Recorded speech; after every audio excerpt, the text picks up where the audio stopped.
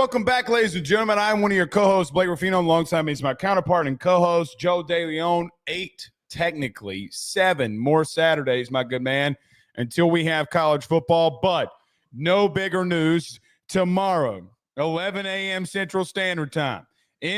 College football 26 is out. I am pumped up. Kids will be out of the house. Wife will be out of the house. We are doing nothing. We accidentally might skip the show tomorrow because college football 26, if you got the deluxe version, yes, you will be able to play tomorrow. You know what? If I had any creativity or foresight or intentionality in decision making, we're doing this next year. It's too late to try and do it right now because we would have had to have ordered correct equipment to do this. We should have, in lieu of doing a show tomorrow, we should have played each other live. On the channel. You want your lick back. Sure. But the problem is, though, we can't do that because we have to buy a game capture. I have one, but I assume that you do not have one, so it's not going to work. I don't even know what a game capture is. No, I don't think you have any Elgato equipment, but all it is so that you can stream the video. It's a complicated process. We will do it next year. We thought of the idea. We will do it next year. All I'm going to tell you is you better be ready because Buddy runs the football. I did talk to somebody, though. I did talk to somebody who is in media who got the game on Wednesday, by the way, because I guess not only does he know really good people at EA, but he was the one that broke the story, and then all of a sudden they said he didn't, and then, well, lo and behold, they're giving him the game for free and early. Road to Glory might be fun, from what I hear. That is the rumor. That is the story. It is easier to progress. It is the graphics are insane. All I'm going to say is Ben Ruffino, 5-star quarterback coming out of Hammond, Louisiana, is going on a run. Is, with our personal connections, is Mike Denbrock going to pull one over on Brian Kelly come tomorrow? That would be quite interesting if that happened. I have to say, though, that I am quite intrigued to play the career mode. I know you're not going to Notre Dame. I know you're Marcus Freeman's already got enough former players' sons on his team, okay? Yes, exactly. Which we didn't include in today's topics that we probably could spend a whole segment talking about the raking that they had this weekend during the 4th of July weekend. But to get back to the video game, though, because this is my sole focus for the next 12 hours. Or no, it's more than 12 hours. It's 50, however many hours it is. I want to play the career mode. Yeah, I want to play the career mode. I'm very excited for the career mode. That to me is where they left a lot on the bone. The dynasty mode last year just needed a little bit of tweaks, but to flesh out the career mode to be like what it was in the old game and also add some improvements, I think that's where they could have done so much more. Plus the whole thing that you and I talked about, and you tagged me in and you said this to me a week ago when we got to see the gameplay and the explanation for what Road to Glory looks like. The progression system sucked. When you upgraded it, or not upgraded, but when you boosted the slider to be all the way maxed out to give you as much experience as possible after a game, it was still impossible to upgrade your player. I hope that's fixed. I didn't play it but once last year. Maybe twice. I thought it was a glitch and they would have fixed it. They didn't fix it. And all it took was for you to do a download or a re-download of the game to fix that specific problem. Wait, it's not like Call of Duty does this all the time. When there's a glitch, they will make you re-download the game because they fixed the glitch. That's a good point. No one would have hated that. It does seem that it is easier to progress. Like one game, somebody got 45,000 and had an average game, not like a on freshman All-American, had 9 touchdowns. And they progressed like 45,000 points, which then got them like 2 tokens. I mean, which last year would have taken you entire season to get a token, right? That's where it came into a problem. I got to be real with you. I thought that they would put NIL in recruiting when it comes to the dynasty mode. I mean, as much as a big deal this is, now with TV revenue, Joe, I mean, it's like in the NFL when it comes to free agency, do you have a situation where you can add that? EA Sports already kind of has that system together. Do they wait another year to kind of figure out how all of this works?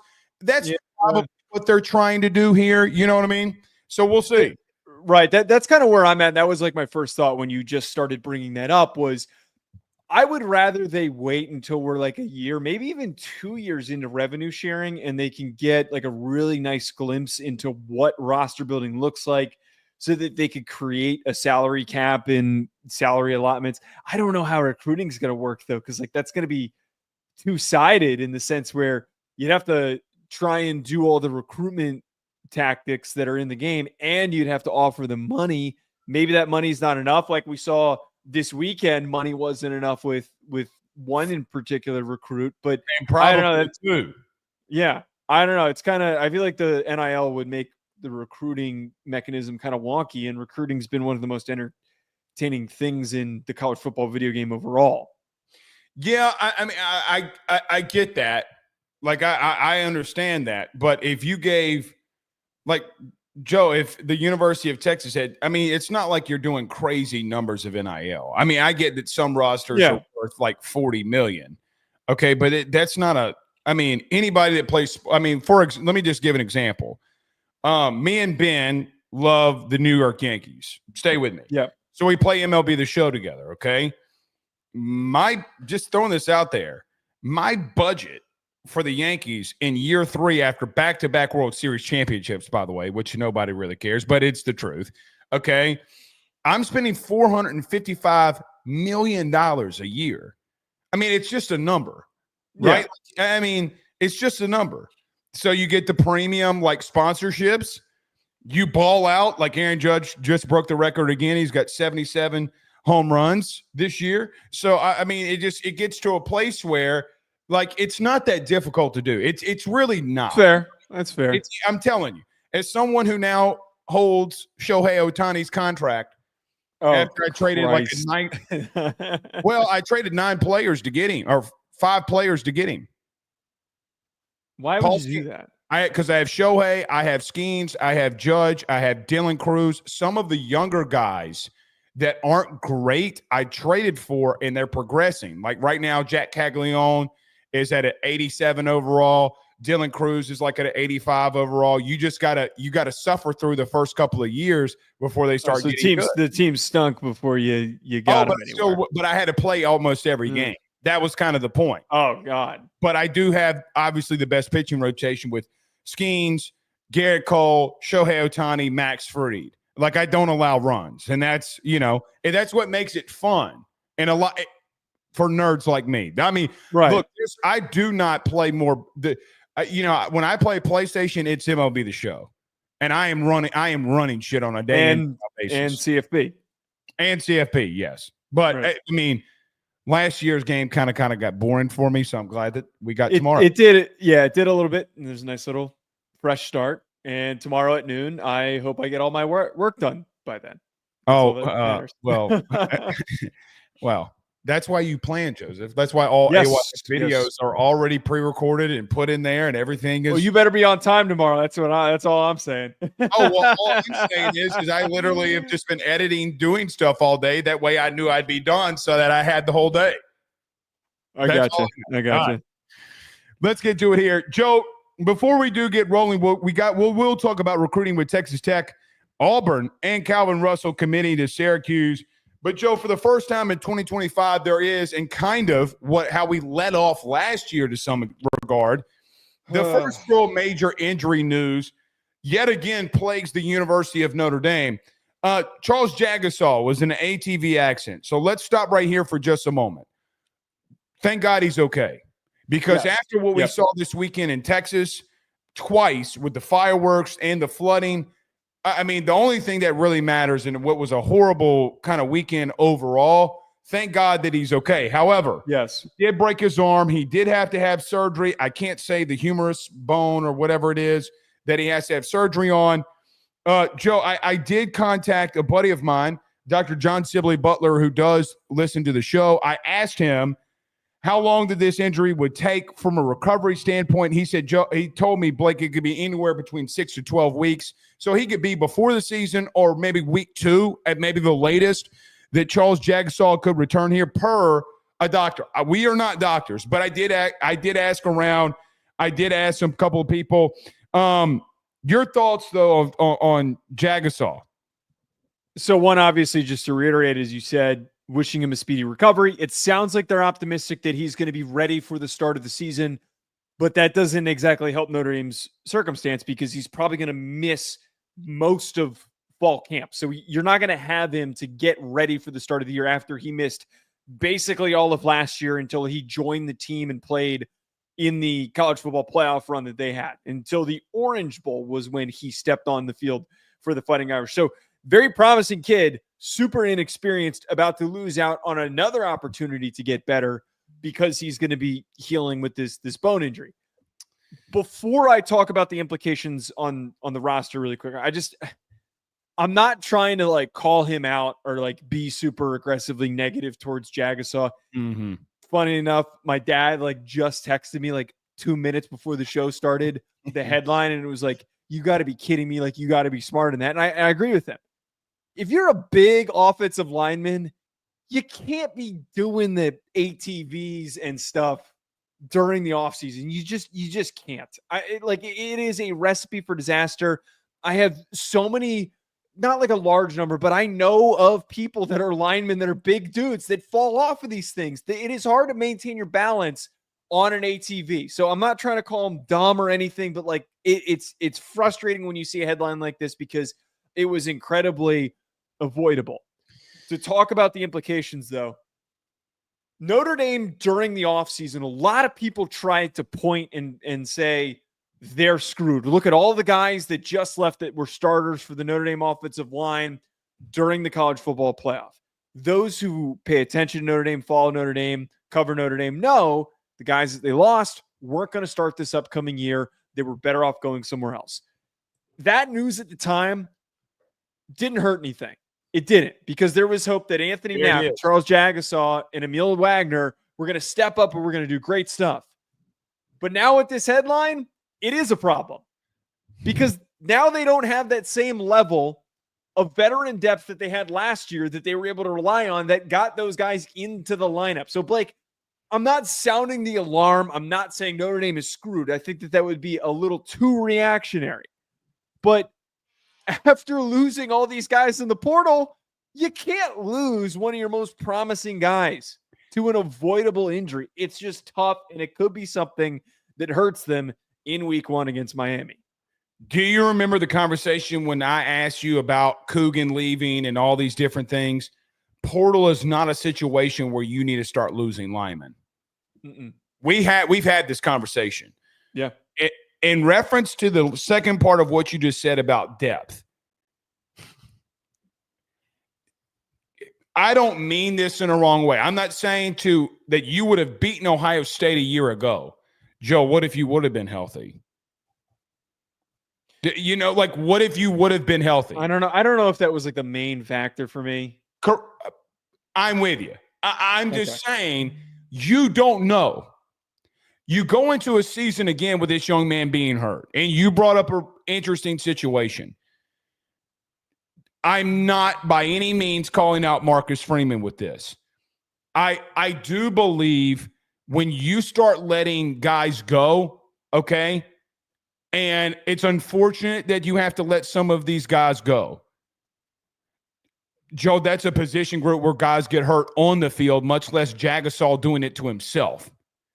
Right? Like we see a position where if you're not recruiting there and at a great level, that it can become an issue. Here's the thing. They have recruited at a great issue, at a great. Right. Okay. Right. But you find yourself back in the same position that you were in a season ago in reference to depth. It worked for you last year. What I would say is, just because it worked for you once doesn't mean that it always will work. Now, in reference to my thoughts on Jagusah, okay, Joe, I know people are projecting that he will come back in week 2. Joe, I still don't know. Even if it's a 12-week recovery and he's cleared, you got to get up the game speed. You got to get up to game condition. That doesn't mean that he won't be there by week 4, week 5. Week 2 is a little bit early for me. When yeah, I don't every down, every situation type of down in, down out situation. Yeah. It sucks. Here's the thing. 4th of July weekend and you're on an ATV normally means drinking. I'm not trying to assume. Yeah, I don't want to jump to that. I don't want to jump It's not okay. Completely fine. He's got to make better decisions. Yeah, I don't disagree with that part. That I don't know if he was drinking or wasn't drinking, but let's just be like, what do people do? You would assume that those types of situations happen. I have no clue if he did. In reference to depth, Joe, in reference to a starting position, here's the last thing for me. It's one thing when you had Riley Leonard a season ago who could get away from pressure and has been there and started before. You start having offensive line issues and injuries for a guy that you don't know who's going to be the start at the current moment, starts taking injuries up front and the game's a little too fast for him early. That's when shit starts hurting you. You have a very front-loaded schedule that is difficult. The one position group you don't need to be losing people is offensive line. Does this, and I would ask you this, does this injury affect you how you look in the beginning of the season for them? So to kind of like clarify off of my thought in line with that question, I'm bringing up the depth stuff, not saying that Notre Dame doesn't have quality guys in their depth of their offensive line. The problem is that they don't have tremendous experience. They've got a lot of young guys. Sullivan, you did have it last year, though, Joe, and that's going to be the Notre Dame fan base's argument. Is like, look, you didn't have. Well, no, but they kind of did. They kind of did though, because they were afforded the opportunity to bench a couple of upperclassmen that stepped in when injuries occurred. And that was why Notre Dame had a high floor on their offensive line. Reps, though. Those guys weren't getting massive game reps. They just got beat out. Sure. Sullivan Absher is projected to start. From my understanding, he makes the most sense as the next guy to step up. He's listed as the backup left guard on our lads, but I believe he's like the swing backup guard. The positive way that I'd spin this is we were talking when Jagusah went down with the pec injury. Yeah. Last year, we talked about how Anthony Knapp, who was a young guy who wasn't even supposed to start at the time last year. It was expected to be, I'm blanking on who it was supposed to be, but it was supposed to be an upperclassman. Anthony Knapp steps in. We were worried about how he was going to do against Scourton and Stewart and the whole Texas A&M defensive line. Hung on well. Well, he hung on well, and then he had a great season until like a couple shaky games, but still was tremendous throughout last year. So my positive spin on this is that Notre Dame's well recruited enough that when they've stepped into these situations, they've had a young guy that has proven everybody wrong.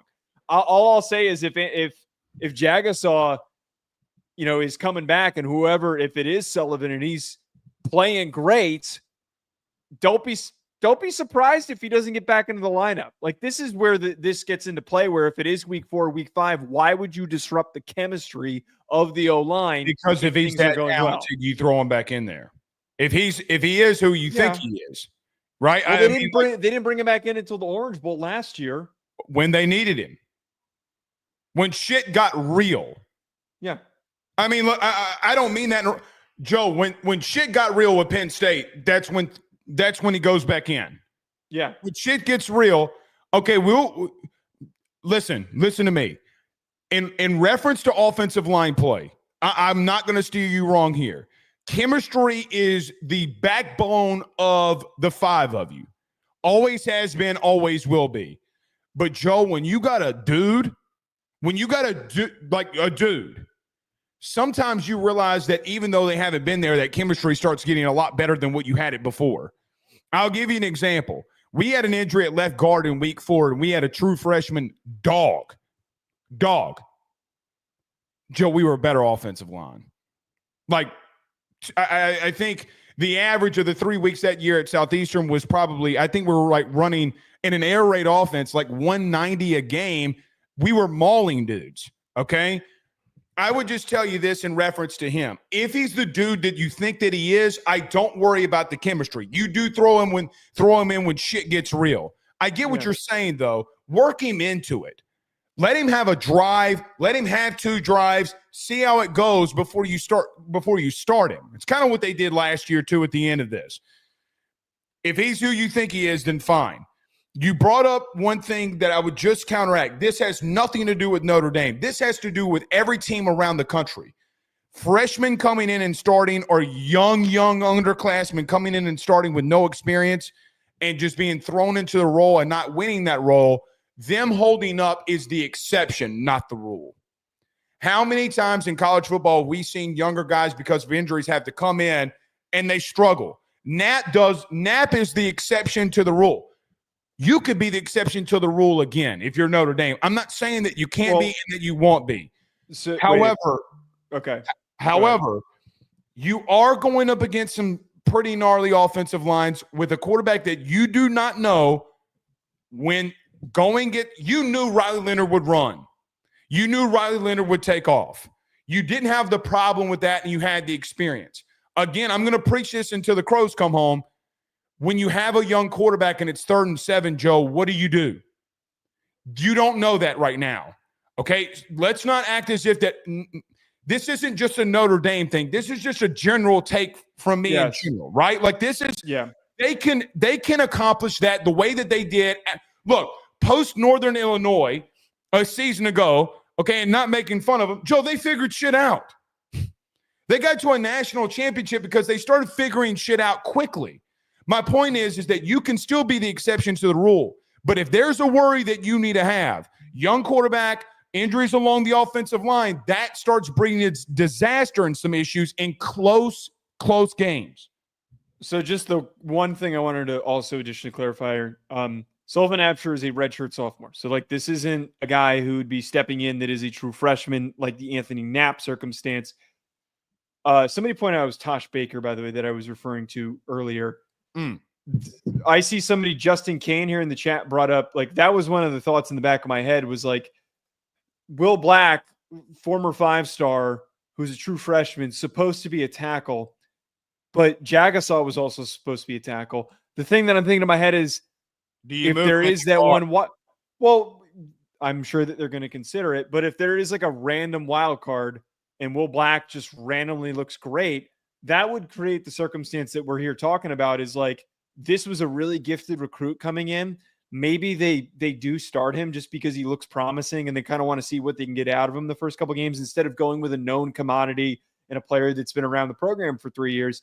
And if Black starts to play as good as Knapp did as a true freshman, that is where Jagusah gets bumped. Well, or you might move someone down and let him stay at the tackle position and see how he holds up.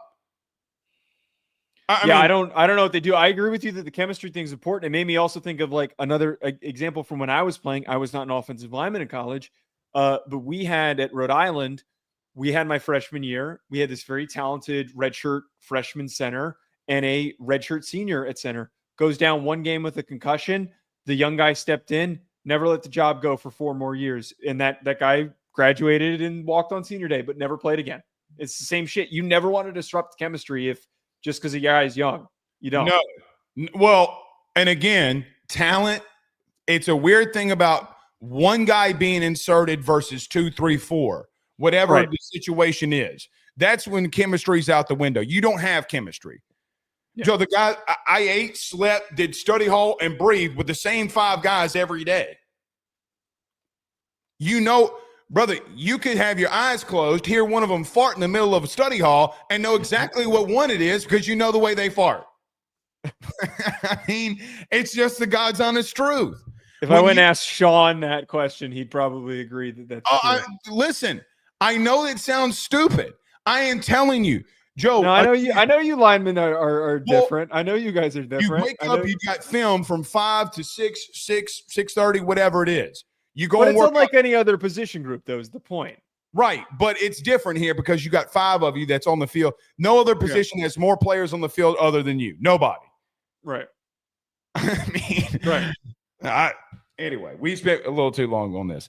We got a couple of super chats. Elk says, y'all don't follow soccer. Liverpool star Diogo Jota and his brother died after the Lambo's tire flew and veered off. I didn't see this at all. I don't know how recent this was, but I think he's just kind of pointing out it's like, young guys, you're kind of living in the moment. You don't think, I'm assuming he's getting at that they were like racing or they were going way too fast or something along those lines. But it's like, yeah, you got to have, it's a tale as old as time. You got to have awareness to like what will happen if this goes wrong to affect my end goals. And I'm glad that it was just a broken arm and that Jagusah is going to recover and that he's going to be okay. But this could extremely impact Notre Dame's future, including his own. I saw a comment, by the way, Pete Sampson, I think his name.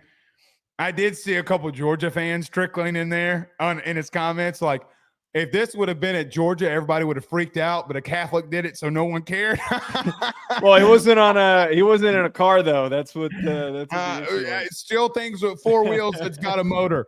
Alex says, imagine getting lockered by Syracuse, #Fran Brown. We're talking about that in just a moment, as Calvin Russell did commit to Syracuse. All right, Joe, when we come back, we'll talk Texas Tech, Auburn. We'll also talk Calvin Russell committing to Syracuse. Let's talk about our good friends over at BetOnline. Everybody do us a favor by hitting the like and share, though. Share to all those groups, comment, subscribe. Joe closing in on 6K subs even before football season. Joe commits to Texas Tech, and what some people are really stunned by is that Texas Tech beating out Texas for a 5-star top 5 kid in the 2026 recruiting class, as Texas Tech does get Felix Ojo. Joe, here come the Red Raiders, bud. It's funny. We got tagged in something this weekend about a take that we had 3 weeks ago about Texas Tech. And in that clip, we had a discussion about, hey, listen, they're not going to beat every recruit. They're not going to win for every recruit. We even called Texas out and said, listen, hey, like if you're going to spend money, you're going to go steal one. Just like you did last year to Georgia when you spent more money to get the defensive lineman and Justice Terry. Joe, here come the Red Raiders as they have the #1 Big 12 class in the country right now.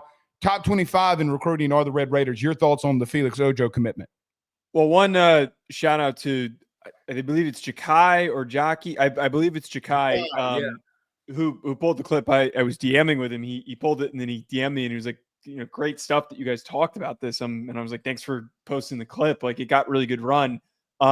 He watches the show, so I appreciate him doing that. My focus definitely is on Texas Tech, and it goes in line with what we talked about a couple of weeks ago. As you just mentioned, we spoke so highly of the way that they've been building their roster and the financial commitment that goes into it, and how in the new world of revenue sharing and modern NIL that's supposed to not just be booster based, Texas Tech is built to succeed for the long term. And we had a call to action there. We weren't trying to be critical, but we were just trying to point out they have the ability to be the best recruited team in the Big 12, to recruit at the level that Oklahoma and Texas were doing in the Big 12. Maybe not up to the degree that they're doing right now that they're both in the SEC, but to be up in the conversation and to dominate the conference. But we said that we felt there was a lot being left on the bone, that they weren't truly capitalizing on it. And this is how you make a splash. Yeah. You do this by going and getting the 3rd-ranked tackle, a very talented kid in Felix Ojo, tall, long, physical kid who's a mauler, who likes to kick ass, put a lot of kids in the ground on his highlight tape if you haven't seen it. Going and getting him and then making headlines for the fact that you're paying this kid $5.1 million over 3 years, locked fully in guaranteed. 3 years. Fully guaranteed. It's not as outrageous of a number as people realize. I think people see the 5.1 and think that's what he's making per year. It's not. This is what you do to create a headline. More kids, yeah, they're motivated by money. That's the current version of the sport that we live in. You can attract, and I think eventually maybe flip some others, which would be so massive for Texas Tech accomplishing that goal of finishing with a top 15 or maybe even a top 10 class. So you brought up recruiting like Oklahoma did, right? Yeah.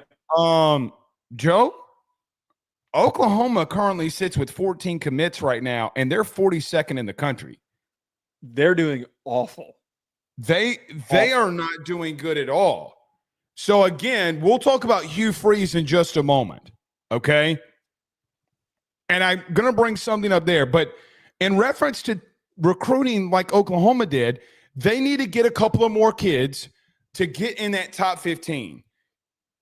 Joe, there are a couple of really talented kids away from getting committed and signed and on that campus from separating. You're winning, okay? I mean, you're around TCU. I think TCU is 28th in the country in recruiting, right? Like, they're Kansas, by the way, in the top 30 or 35, I guess. They're at 32. So there also just comes a part where, hey, do you want to take that next step and that leap and be the team in the Big 12 that's constantly getting playoff run? Do you want to be like the Utah of the Pac-12 for the last decade to some extent where, hey, man, when it's all said and done, Utah's winning this whole conference. Regardless of all of that, how do you separate? The Carrollton kid's still out there. There's a couple of kids in Texas they could flip if they spend the money. Joe, the biggest thing here is the financial commitment. I mean, yeah. I saw Texas fans all weekend freaking out, and all 4th of July weekend freaking out in reference to, oh, my God, they spent a shitload of money to get a kid. Like, what are we doing here? Newsflash. I got a clip in December from Justice Terry when he flipped his commitment from Georgia to Texas. And they asked him why he flipped. And the exact quote was, because shit, it's what the kid said, shit, they paid me more. Hello. Texas finished with the number 1 overall class in the country a season ago. So before we stop going there, and the SEC and teams in the SEC who freak out by this, the bottom line is you've literally rebuilt yourself off of this. I don't have one problem with what Texas Tech just did. You got to do it to take that next step and separate. Joe, I will always applaud Texas Tech. Joe, they might not win a game. They're giving it everything they got to be relevant. And that's all I can ask.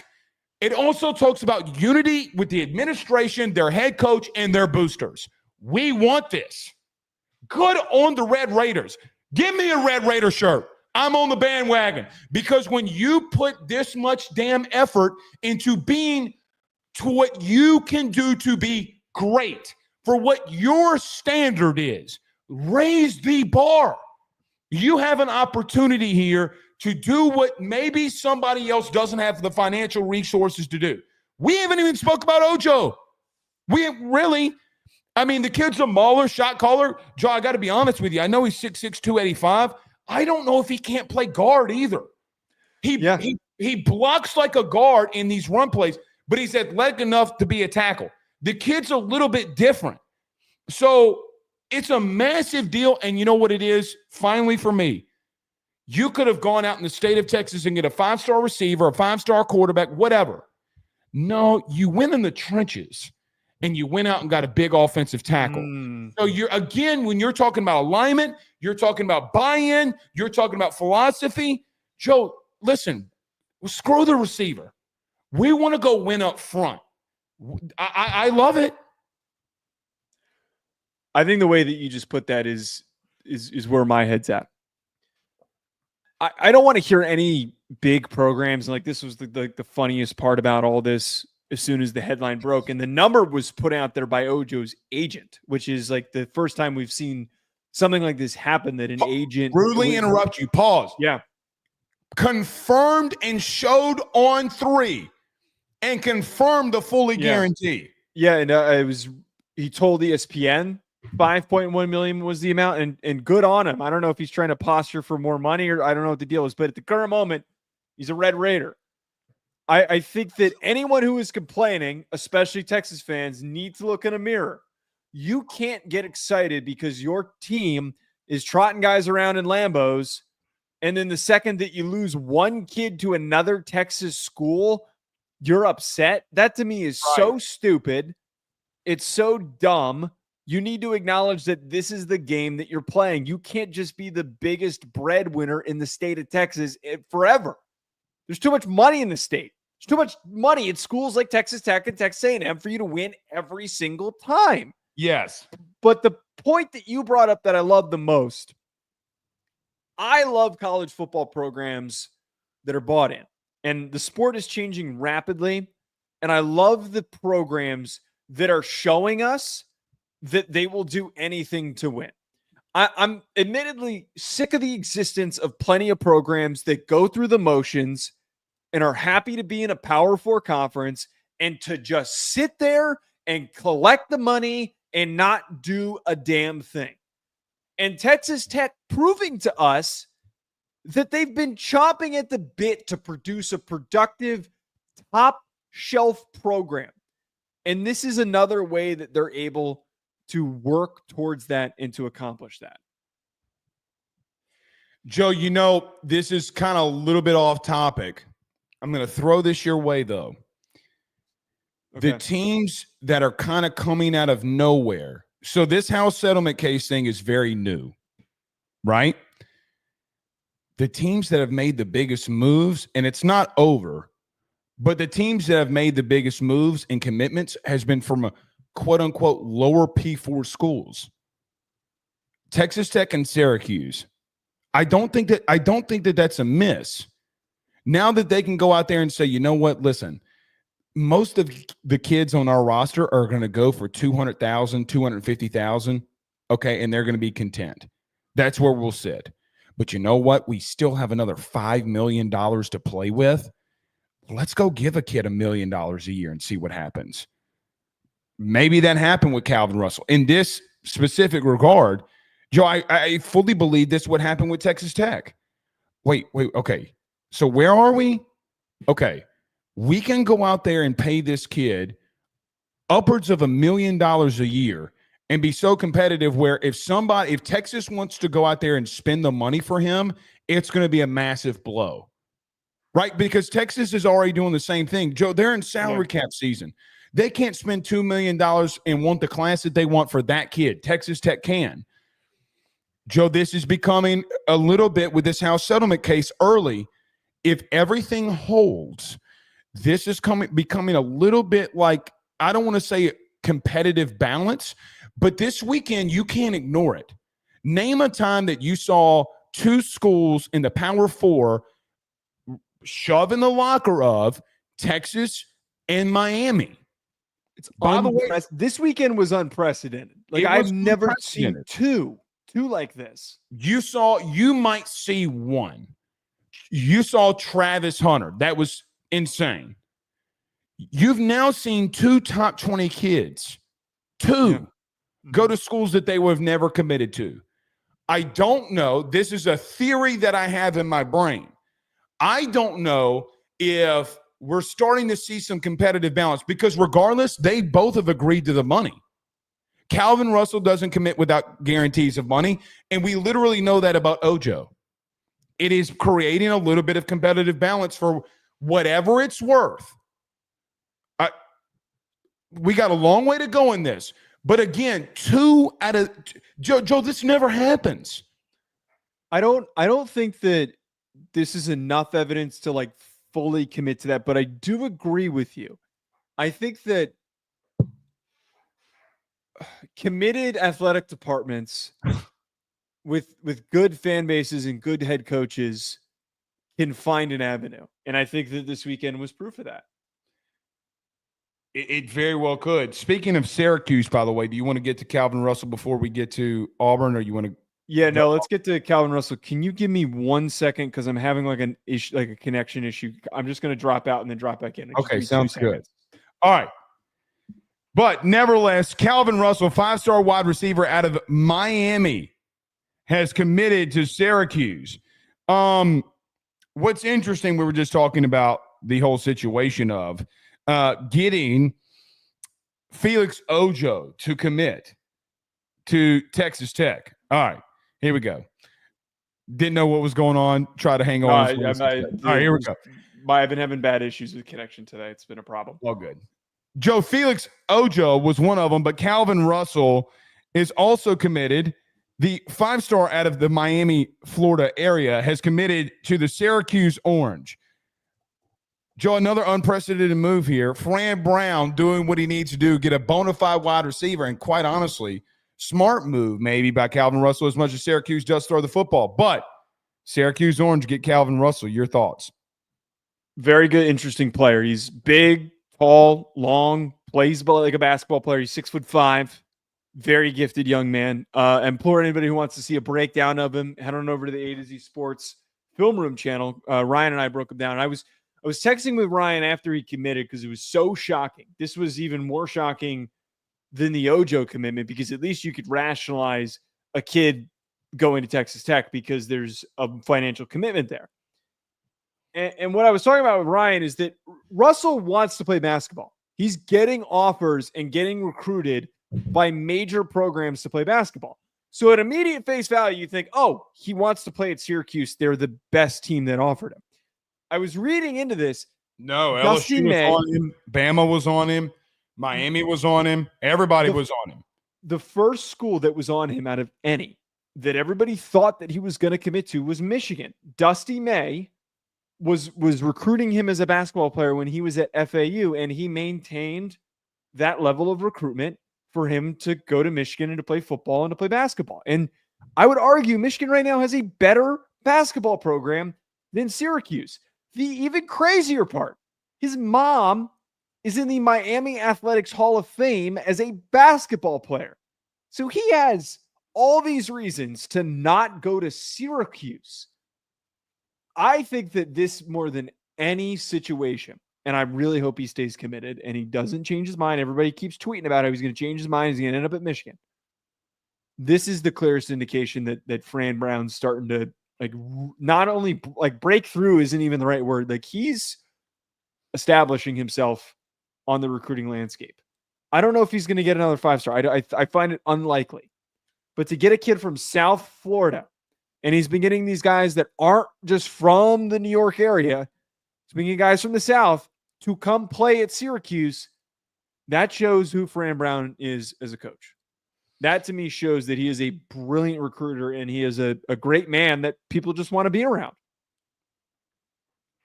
I'm going to say this, and before Syracuse fans want to cancel me, I have said multiple times on this show that I would, if Fran Brown came to my house to recruit my son, whether Ben Ruffino wanted it or not, Syracuse is in the mix.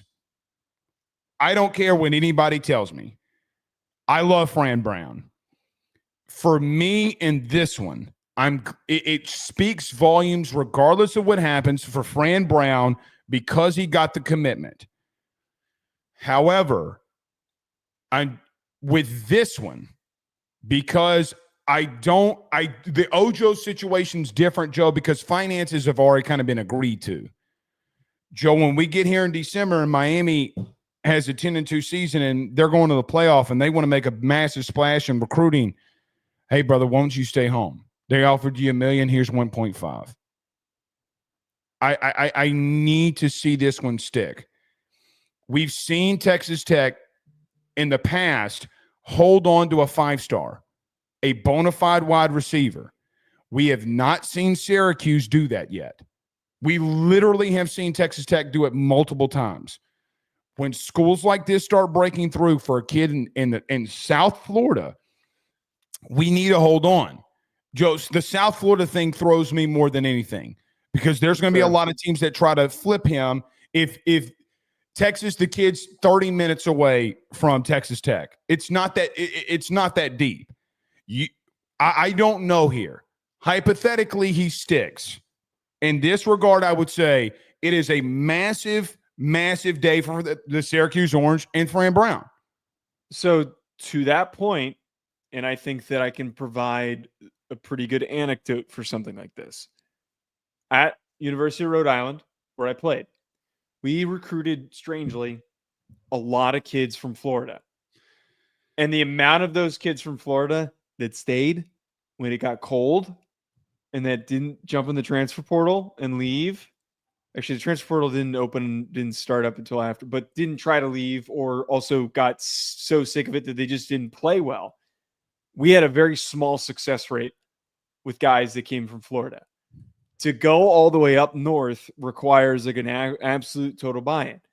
this is what I'm saying, that like I really do think it tells us a lot about Fran Brown, but I do agree with you that I would keep an eye on this. I want him to go to Syracuse. I 100% want him. Like Syracuse fans, I want Calvin Russell to play basketball and football at Syracuse. The Miami basketball program sucks. Stinks. I don't need him going to Michigan either.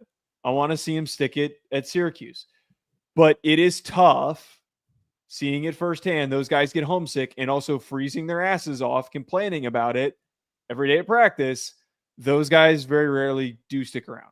He would play a lot of games on the East Coast in the South. Okay. I mean, the ACC outside of Boston College and Syracuse, I mean, maybe it's some certain situations. I get what you're saying. Like Joey's going to have to come play in Miami anyway. And his home games are in a dome. Yeah, but you got to walk around campus in January. It's fair. Have you been to Syracuse, New York? Have you been to Buffalo? Have you been to upstate New York? It gets, pardon my language, it gets fucking cold. It gets really cold there. It's a different kind of cold. December. I mean, it's always, I don't know how they play in that. But yeah, I'm with you. I will just tell you this. The financial thing should worry everybody because Joe, not getting ahead of myself here either. NIL Go hasn't denied most people on some of these NIL deals that I know that are going on. They're not denying them. They're not small. They're not small. Some of these 5 kids that are star kids that are committing.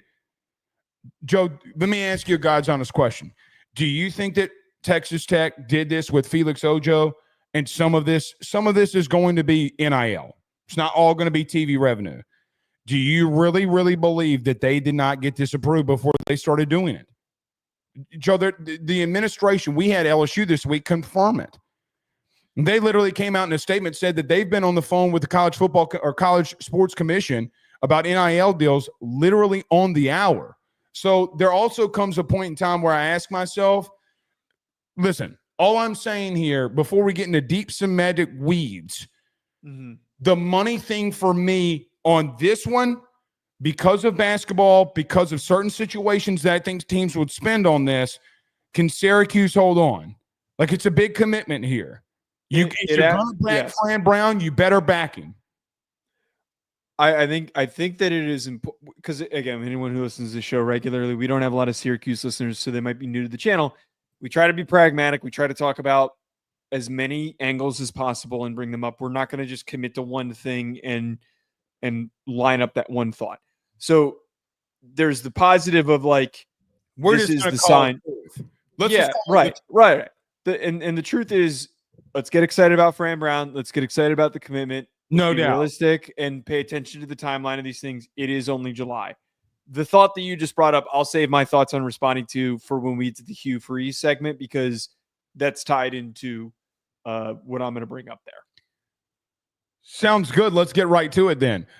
Joe, I don't know if you've seen, but the University of Auburn and its fan base is not having a fun July. They didn't have many fireworks. Really, actually, they had no fireworks other than seeing other teams, especially in their own state, having massive amounts of fireworks. And then, well, it came to our attention, and it came to the attention of everybody that, well, maybe the reason Auburn's not recruiting well is because there's a rumor that Hugh Freeze, and it's not really a rumor because he confirmed it, that Hugh Freeze is playing golf.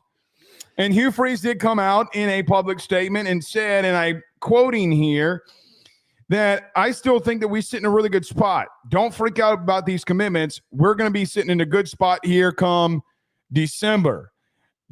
Joe, your thoughts on this whole thing with Auburn and Hugh and too much golf? Your thoughts? First of all, this is hilarious. It is, I tweeted this. It's consistently one of the funniest things when a team is struggling in recruiting and people speculate and they talk about, oh, so-and-so is playing too much golf. Brian Kelly was a victim of this. People were saying that Brian Kelly played too much golf at Notre Dame. He plays too much golf at LSU. And it's not really true. No, it's not. The funniest thing about this is that Hugh Freeze has been logging his scores on like a certified handicapping site. And he has the best handicap out of any of the SEC coaches, which is so funny. And he's logged the maximum amount of rounds that he's allowed to log. There's speculation that he's played 20 rounds since the start of June, but he's only posted scores for 11. I started playing a lot more golf than I used to, and I play like twice a week if I can. And I've only played like 8 rounds since the beginning, 9 rounds since the beginning of, actually, that is actually a lot now that I think about it. But for a coach who's in the middle of recruiting season, not during my slow season, for him to have played almost 20 rounds or at least logged 10, that's a lot. I have another take on this, but they're recruiting, not doing well. Not good timing to be logging scores, Hugh. Like, I seriously, like, you got to have a little bit of awareness. The flip side of this, though, Blake, Jeff Cohen talked about some of the stuff that you just mentioned there with NIL Go. And I have a couple quotes that was from a separate article that was tied to the Golf Digest one. Here are the quotes. I'm here to tell you we're going to do this the right way, referring to the new version of recruiting. We're going to be honest. We're going to be forthright. And we're looking very much forward to August, the 1st, and the dates beyond. In my opinion, we can't put ourselves in jeopardy. Free said this. We've got great interpretations from our administration and our legal team on what the settlement really means and how we should operate. That's what we're doing. If others are operating in a manner not with that, I'm hopeful they'll be called out at some point. So I think that these things aren't interrelated. I think that Auburn's slow start is them being conservative and careful around getting popped for improper NIL inducement. I will criticize them by saying, though, they're being too conservative. But way too conservative. This context is important.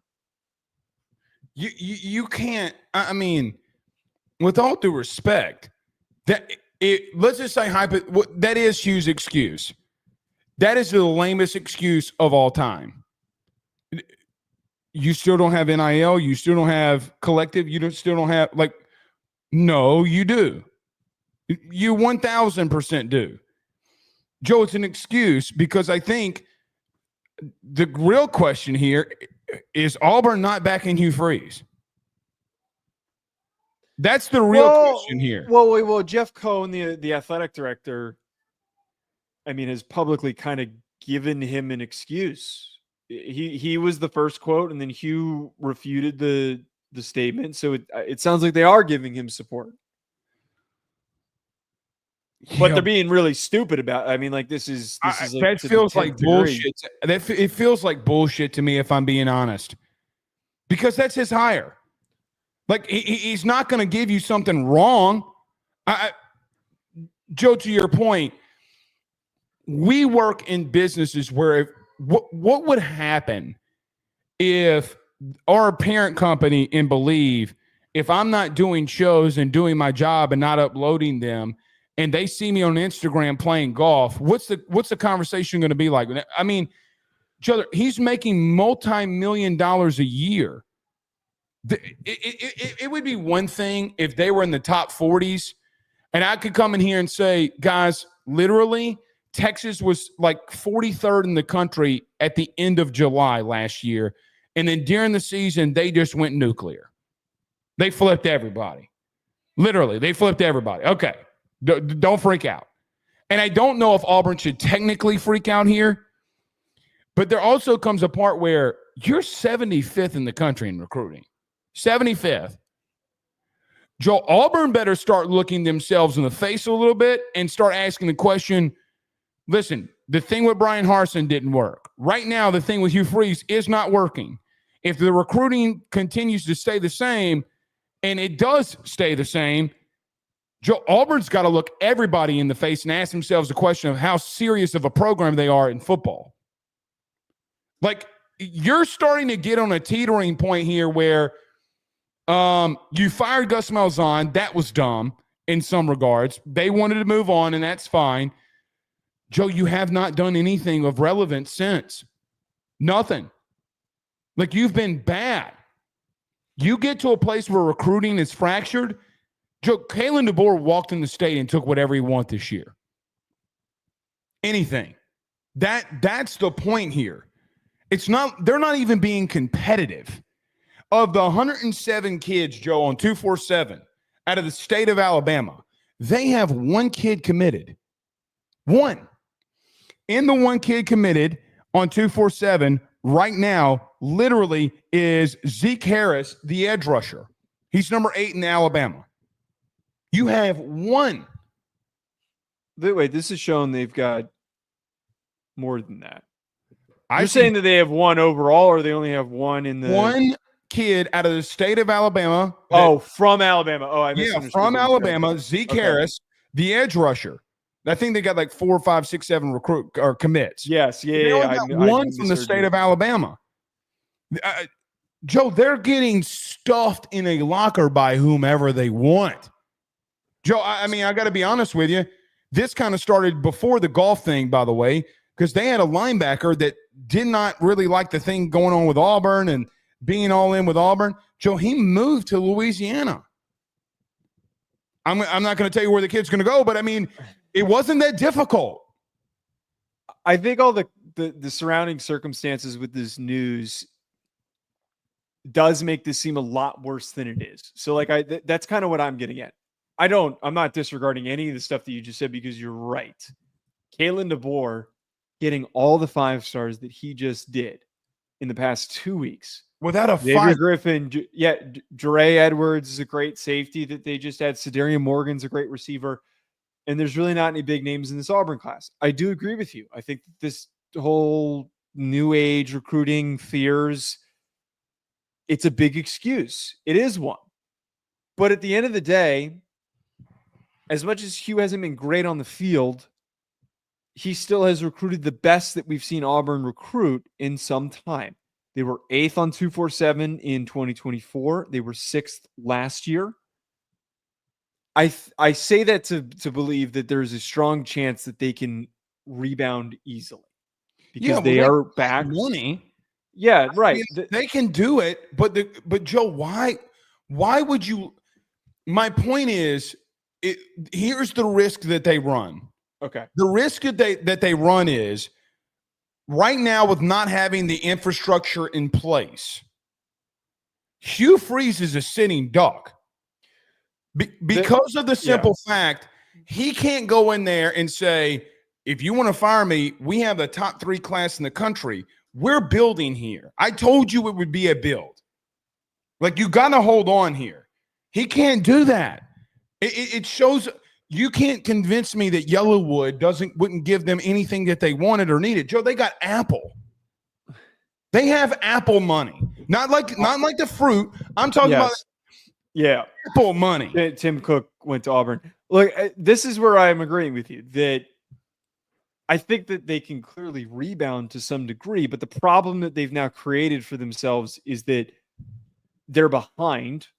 And what if you have a bad year in the field? Right. And it makes it very hard for you to catch up suddenly if you have a mediocre season this upcoming year. Again, that's where the problem starts to come into play. The issue is that he has created, with all the things, the circumstances that are having around him, he needs to be damn near perfect. Mediocre on the field the last 2 years.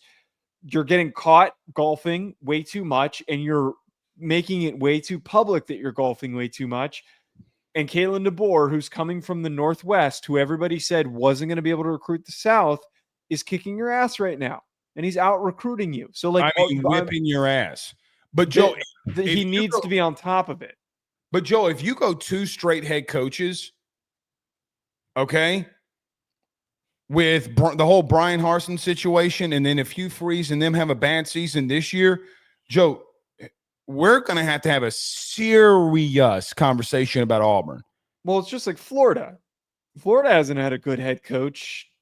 We think Billy might be able to get something right this year, but Joe, the problem with that, they've been to 2 SEC championship games since because they were there in 2020. They haven't been back since. So they've been, I mean, it's not as if that they haven't had 2020. They got into but Auburn football's won a national title though more recently than Florida has. No, Cam Newton. They got there with Gus Malzahn. Oh yeah, that's right. They They lost. lost to Florida State. Yeah, in 2013. Okay, so they've gotten to a national title more Right. recently. I'm just saying, but they've been a little bit Florida, at least in Florida's defense. Joe, I mean, Billy had a winning record last year. I mean, Hugh has not been there, brother. Like they're looking for a winning season. What, Harsin in 2 years didn't have one? Hugh has not had one, correct? No, their most 7 both years. Their most recent best season was when they lost to UCF in the Peach Bowl, 27 to 2018, right? 2017, and then they lost the Sugar Bowl against Oklahoma in 2016. So that those were the two most recent. You gotta have a best serious years. conversation, brother. They have the infrastructure. They have everything that they need. They're just getting pushed in a locker. I mean, I get that you're sandwiched in between Alabama and Georgia. It might be the toughest job in the country. There also was a situation where you could have hired Lane Kiffin. I mean, you got to start asking these questions. Joe's the AD's job in jeopardy. You start missing multiple head coaching hires in football, you might not be good at this. You might need to go work at Popeyes or Yellowwood. I don't know enough about Jeff Their AD. Cohen I don't either, but it doesn't matter. Joe, I've seen some Auburn people trying to downplay this. How can you downplay this? Joe, by the way, I have in my possession right now, in my possession, the year before Hugh Freeze went back to Liberty. Joe, he was in my DMs worried about everything that I was saying. I have those in my DMs, and then now you're saying that he's playing too much golf? What did you think you were going to get? Joe, you brought in a guy and you put restrictions on his contract in reference to the whole Hooker situation at Ole Miss. Brother, it's John Cohen. I mixed that up. Jeff Cohen played Chunk in the Goonies. Sorry. We know. But he was. I'm going. Yeah. Like, I mean, this isn't a situation where they're not winning enough for some things to be justified enough. They got to have a big year. This is it. So John Cohen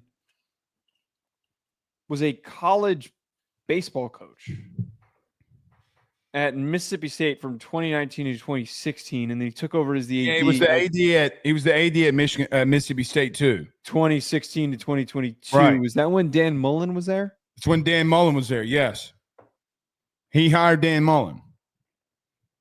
Why didn't he hire Mullen in Auburn? I'm kind of like slowly remembering all this. He had just gotten fired, and then you go out there and you say, "Hey, we're going to go get the fired Florida coach." Yeah, but the fired Ole Miss coach is better. I thought that the Hugh Freeze hire at the time was good. That's not an unfair point.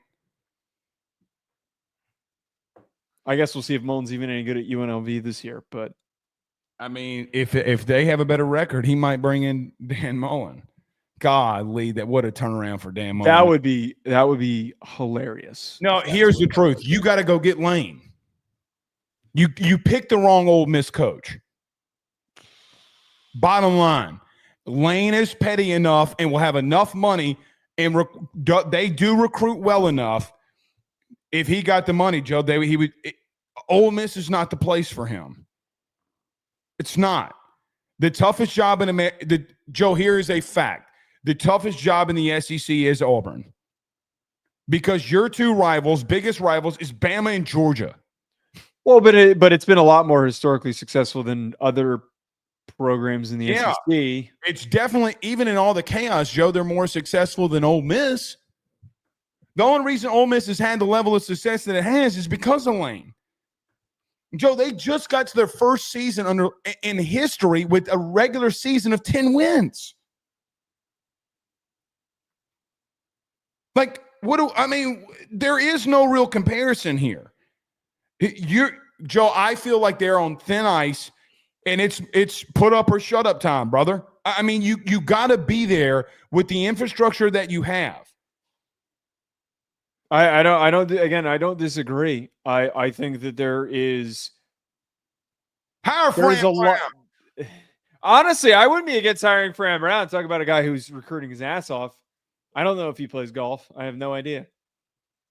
That's important. That needs to be an interview Do question. you know any college coach that doesn't play golf? I feel like any dude, I would say like most former athletes end up picking up golf. That's just kind of like inevitable. Joe, LeBron started golfing this weekend. I saw that. That was a big thing. I got to be real with you. Do I think that football coaches work a lot? Yeah. Yes. A lot. I would love 2 months off in the NFL, 3 months off. I would love a summer off.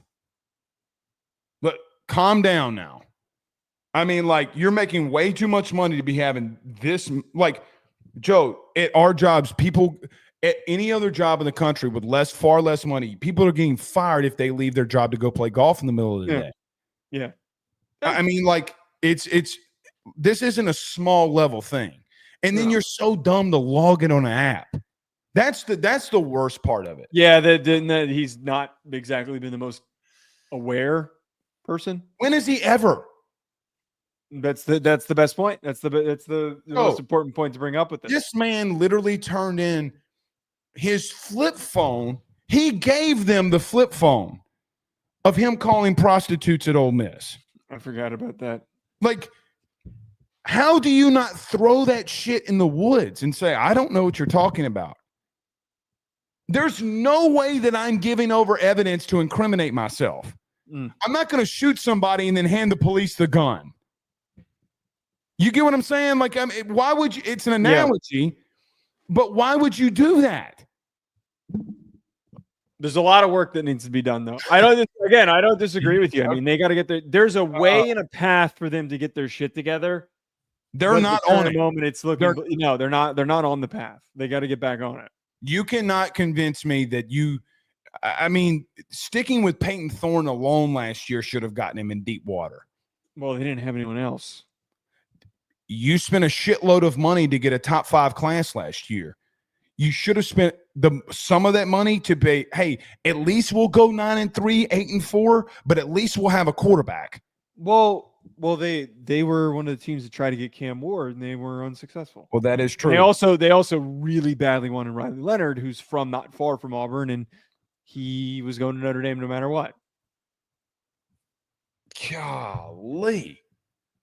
I think they've had a little bit of bad luck in those areas, so I'll give them the benefit of that. I just think there's, like, my main talking point with this is that there's areas to give him the benefit of the doubt, but at the same time, he does deserve criticism because they need to start winning, and you can't suddenly start mailing it in right now because things aren't going well, or just because you want to go golfing. He's got $20 million. Hugh Freeze is the happiest man alive. Yeah, he can go golfing for the rest of his life. I mean, for crying out loud, Kentucky got a better quarterback. Kentucky. Brock Vandagriff sucked. They just got the highly talented 4-star kid. I saw that, yeah. Kentucky. All right. Hire Fran Brown. See you tomorrow. Peace.